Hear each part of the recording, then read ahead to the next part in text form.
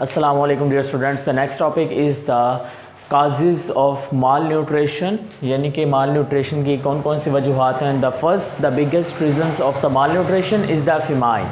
फ़िमाइन असल में फ़िमाइन हम कहते हैं कहत को, और फ़िमाइन क्यों होगा, यानी कि फ़िमाइन का मतलब किसी मुल्क के अंदर या किसी कंट्री के अंदर उसकी अगर आबादी ज़्यादा हो, वहाँ पर लोग ज़्यादा हों लेकिन वहाँ पर उतनी फ़ूड अवेलेबल ना हो, तो हम उसे क्या कहते हैं, हम उसको कहते हैं कि फ़िमाइन यानी कि कहत कहते हैं. ठीक है. Famine is actually the lack of the enough food to feed all the people living in किसी एरिया के अंदर या इलाके के अंदर, किसी मुल्क के अंदर, यानी कि उतनी खुराक ना हो कि जितनी हम वहाँ के रहने वाले लोगों को प्रोवाइड कर सकें, उसे क्या कहेंगे, फ़िमाइन कहेंगे. अब चंद यहाँ पर मैंने एक फ़िमाइन लिखे हैं, 20वीं सेंचुरी के फ़िमाइन लिखे हैं, कुछ फ़िमाइन यहाँ पे लिखे हैं दुनिया के हिस्ट्री के सबसे बड़े जो फ़िमाइन है उसके बारे में. ठीक है. तो 20वीं सेंचुरी में एक फ़िमाइन आया था, that was the Ethiopian famine. The Ethiopia जो है ये ना ईस्ट अफ्रीका के अंदर मौजूद है, ईस्ट अफ्रीका में. ठीक है. तो ईस्ट अफ्रीका में भी कहत आया था, इथोपिया में कहत आया था 1983 से 1985 के दौरान, और इस कहत के दौरान 1 मिलियन पीपल जो थे, 1 मिलियन पीपल लोगों की डेथ हो गई थी. अब वो जो 1 मिलियन थे, वो 1 million is equal to the 10 lakh, यानी कि 10 लाख लोग इसकी वजह से क्या हो गए थे, उनकी डेथ हो गई थी. Next one is a Korean famine. अब कोरियन फ़िमाइन कोरिया के अंदर भी कहत आया था 1990s के अंदर. तो 20वीं सेंचुरी की बात हो रही है. जब भी हम बात करेंगे ना 20वीं सेंचुरी की, तो आप हरगिज़ इस तरह से नहीं कहेंगे कि 2001 से आप आगे की तरफ मूव करें 2020. दिस इज़ नॉट अ 20वीं century, this is a 21st century. तो 20वीं सेंचुरी की बात होगी तो हमेशा हम कहेंगे 1900 से 2000 के दरमियान में, यानी कि 1947 हमारा पाकिस्तान कब किस सेंचुरी में बना है, 20वीं सेंचुरी में ही बना है. तो 20वीं ये सेंचुरी, ये 21वीं सेंचुरी, अब जो सेंचुरी चल रही है 2020, ये कौन सी सेंचुरी है, ये 21वीं सेंचुरी है. तो ये जो कहते हैं ये 20वीं सेंचुरी के हैं. तो सेकंड जो कौन सा है, कोरियन फ़िमाइन है 1990s के अंदर.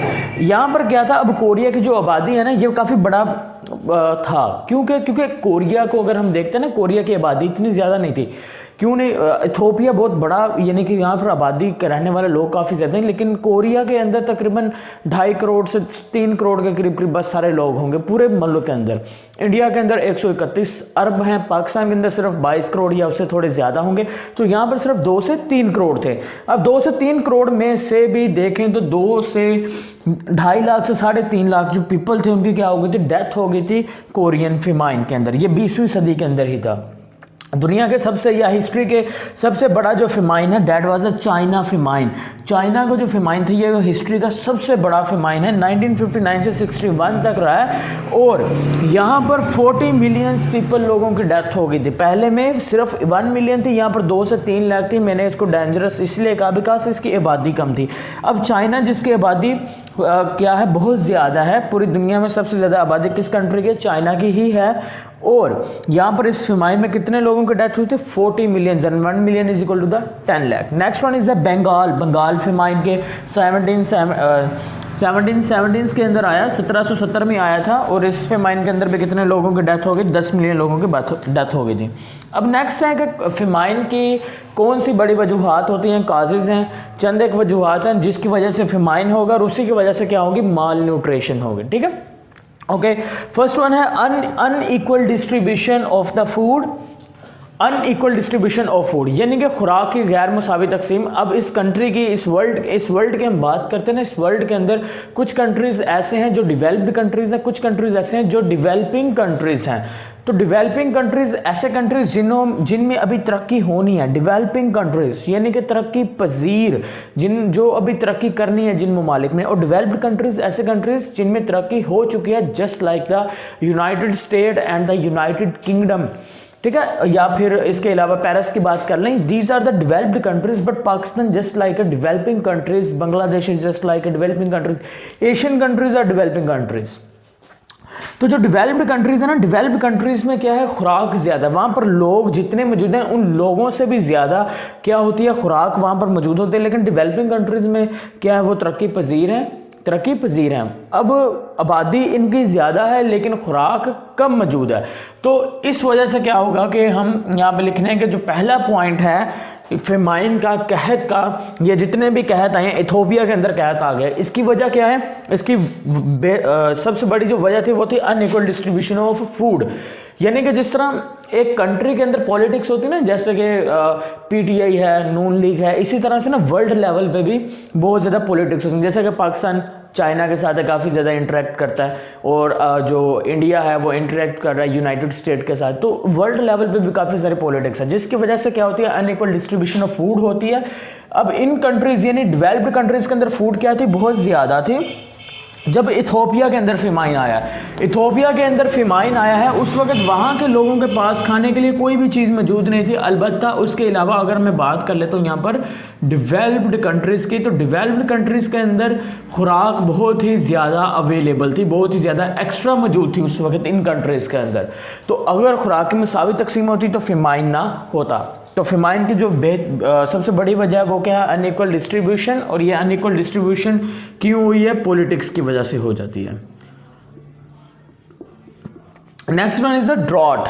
ड्रॉट का मतलब कि यहाँ पर क्या होगा, यहाँ पर कोई पॉलिटिक्स का चक्कर नहीं है, यहाँ पर सिंपली क्या है कि अब फूड की अगर बात करते हैं ना, फूड हमारे लिए कौन तैयार कर रहा है, वो प्लांट्स तैयार करते हैं। प्लांट्स कैसे तैयार करते हैं, जब वो क्या करते हैं, फोटोसिंथेसिस करते हैं। फोटोसिंथेसिस की अगर मैं बात करता हूँ तो फोटोसिंथेसिस का आपको सबको पता है कि फोटोसिंथेसिस के दौरान जो कार्बन डाइऑक्साइड है, कार्बन डाइऑक्साइड और वाटर के जो मॉलिक्यूल्स हैं वो आपस में मिलते हैं। कार्बन डाइऑक्साइड और वाटर के मॉलिक्यूल्स आपस में मिलकर बनाते हैं ग्लूकोज C6H12O6, जो कि आपके लिए यूज़ होती है एज अ फूड के तौर पर।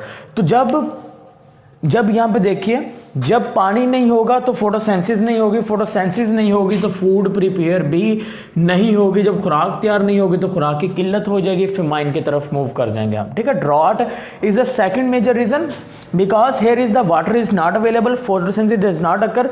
वाटर क्यों मौजूद नहीं होगा, जब किसी इलाके के अंदर या किसी मुल्क के अंदर जब बारिशें आहिस्ता आहिस्ता कम होती जाएं, लेक ऑफ रेन्स, जब बारिशें ना हो, या तो कम हो या फिर हो ही ना, उसके नतीजे में क्या होगा, जो प्लांट्स हैं उनकी ग्रोथ क्या हो जाएगी, स्टॉप हो जाएगी। या प्लांट की ग्रोथ स्टॉप ना हुई तो प्लांट्स की जो फील्ड्स होंगी, जो फसलें हैं जो खुराक तैयार कर रही हैं, उनकी क्या हो जाएगी, डेथ होगी। जब डेथ हो जाएगी तो खुराक बाकी नहीं रहेगी, तो वो किसकी तरफ मूव कर जाएंगी, वो फिमाइन की तरफ मूव कर जाएंगे। Next one is flooding. Flooding के अंदर क्या होगा कि पानी ज़्यादा होगा, लेकिन देखिए पानी अगर नहीं है तो भी मसला है, पानी ज़्यादा होगा तो भी मसला होगा। अब फ्लडिंग का देखें फिमाइन के साथ क्या ताल्लुक है। यहाँ पे देखिए फिमाइन में क्या होगा कि सम टाइम जो बारिशें हैं वो ज़रूरत से ज़्यादा होती हैं, जो बारिशें ज़रूरत से ज़्यादा होती हैं उसकी वजह से होगा कि सैलाब आ जाएगा। अब वो जो फ्लड्स है ना, फ्लड्स जैसा ही एक फर्टाइल ज़मीन, एक वो खेत जिसके ऊपर ना, जिसके जहाँ पर फसल उगाई जा रही थी और बहुत अच्छी फसल पैदावार उस ज़मीन से आ रही थी, जैसे ही पानी, सैलाब का पानी ना उस ज़मीन के ऊपर से गुजरेगा ना, तो वो क्या होगा, वो उस फर्टाइल लैंड, ज़रखेज़ ज़मीन के अंदर जितने भी इंपॉर्टेंट बायो एलिमेंट्स होंगे, जितने भी इंपॉर्टेंट बायो एलिमेंट्स होंगे, उन तमाम बायो एलिमेंट्स को, या फिर वहाँ पर जो नाइट्रोजन मौजूद होंगी, उन तमाम चीज़ों को क्या कर, न्यूट्रेंट्स मौजूद होंगे, उन तमाम न्यूट्रेंट्स को क्या कर लेगा, अपने साथ बहा के ले जाएगा। इसी तरह वो जो फर्टाइल लैंड है वो किस में चेंज हो जाएगी, बंजर ज़मीन, बैरन लैंड में अंदर चेंज हो जाएगी, और वहाँ पर कभी भी आप प्लांट्स ग्रो नहीं कर सकते। जब प्लांट्स ग्रो नहीं होंगे तो फूड कम हो जाएगी, जब फूड कम हो जाएगी then we will move towards the famine, and famine leads towards the malnutrition की तरफ मूव कर जाएंगे। लास्ट पॉइंट है इंक्रीजिंग पॉपुलेशन, यानी कि आबादी बहुत ज़्यादा बढ़ रही है, उसके नतीजे में खुराक की प्रोडक्शन इंक्रीज़ नहीं हो रही। यहाँ पर देखिए जो डेवलप्ड कंट्रीज़ हैं, developed countries United state, America, Paris वगैरह, वहाँ पर उनके बाद बहुत ही मॉडर्न टेक्नोलॉजीज डेवलप कर ली हैं, जिसकी वजह से वो खुराक की प्रोडक्शन इंक्रीज़ कर लेते हैं। अब एक अंदाजे के मुताबिक यहाँ पे देखिए 1 मिनट के अंदर 180 अफराद इस दुनिया में आ रहे हैं, और एक दिन के अंदर तकरीबन 2,60,000 लोगों का इजाफा हो रहा है हर दिन के अंदर। तो देखिए आबादी कितनी स्पीड से बढ़ रही है, 1 मिनट में 180 लाख आ रहे हैं।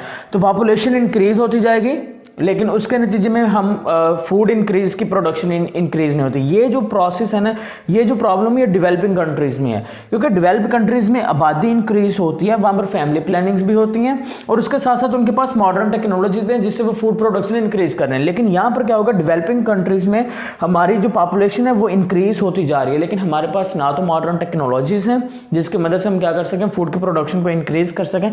सो in this way the population of the developing countries like that of the Pakistan and the other Asian countries is increasing, but the modern technologies for the preparation of the food is not developed, so that we will leads towards the famine, and famine also leads to it is a major cause of the malnutrition. So here is your topic, and if you have any sort of question related to this topic, you can ask in the comment box. तब तक के लिए अल्लाह हाफिज. Subscribe to our channel by clicking the subscribe button. Click the bell button and enjoy the latest uploads from our channel.